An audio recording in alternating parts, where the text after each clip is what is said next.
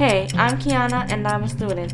Think there's nothing you can do to help fight hunger in New York City in just 1 minute? Watch this.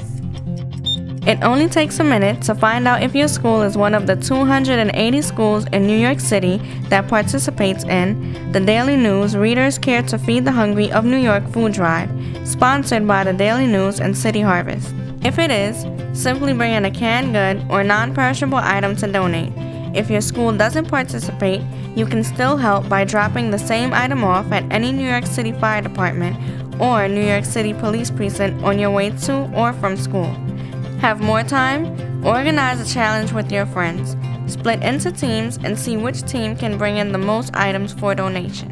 It has been estimated that more than 1.2 million New Yorkers will turn to soup kitchens, shelters, or food pantries this year, and almost 400,000 of them will be children.